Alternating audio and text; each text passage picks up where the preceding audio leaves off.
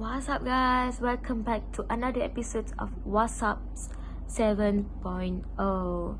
So today I'm going to talk about this one bizarre event that shocked the entire world. So let me start it. Let me tell you the tragic story of Junko Furuta, a 17-year-old Japanese high school student whose horrifying death in 1989 shocked the entire country. And even today, people around the world still talk about it. Her case is remembered not only for the cruelty she faced, but for how the justice system failed her. So, who was she? Junko was a regular teenage girl from Saitama, Japan. She was known as polite, smart, and quiet. She didn't smoke, drink, or go to parties like other teenagers in her age. She focused on school and had a part-time job. One day, she was walking home from school when she approached by a boy named Hiroshi Miyano, who had ties to a local gang. Junko had rejected him once, and that maybe have been why he targeted her.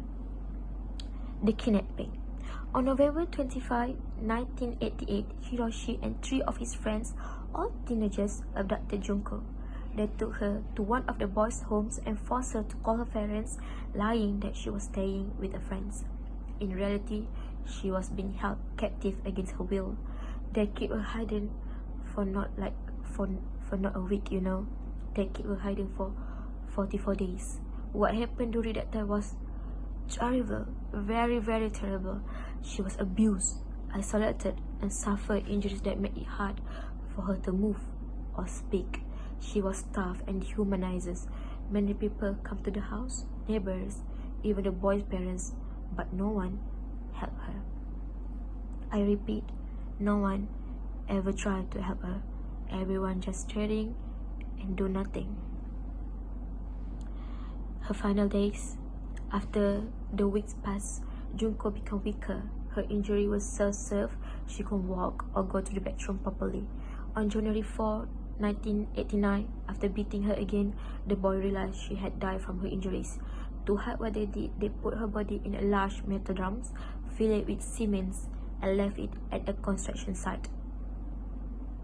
They not just stuff her, they put the burnt cigarettes in her mouth.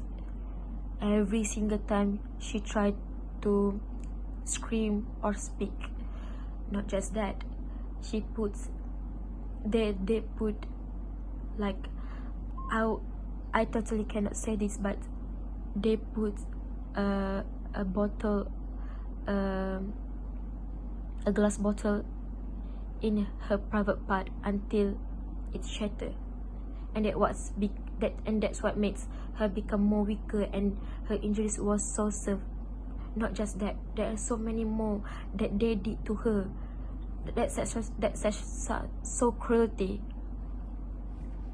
How they were caught. 2 weeks later, one of the boys was arrested for an unrelated crime. During questioning, he accidentally revealed details about Junko. The police searched the drum, found her body, and the truth finally came out. Japan was outraged. People were shocked that something so horrific could happen and go unnoticed for so long. The trial and aftermath. The 4 boys were arrested and brought to trial, but because they were under 18, the law protected them from receiving adult punishments. The longest sentence given was just 20 years. One of the boys was even released early and later re-arrested for other crimes. Junko's parents never received real justice, and many Japanese believe the system failed her.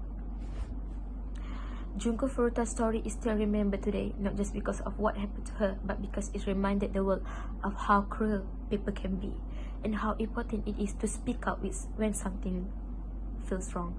Her case inspired change in how people think about juvenile crime and victim protections. Today, people still say her name to honor her memory and to make sure this never happen again.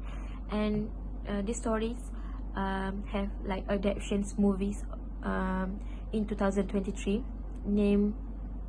The film was named The Memory of Junko Furuta. So rest in peace, Junko. And that's all for this episode of What's Up 7.0. See you guys next times. But don't forget to subscribe, share, and like this video. Bye.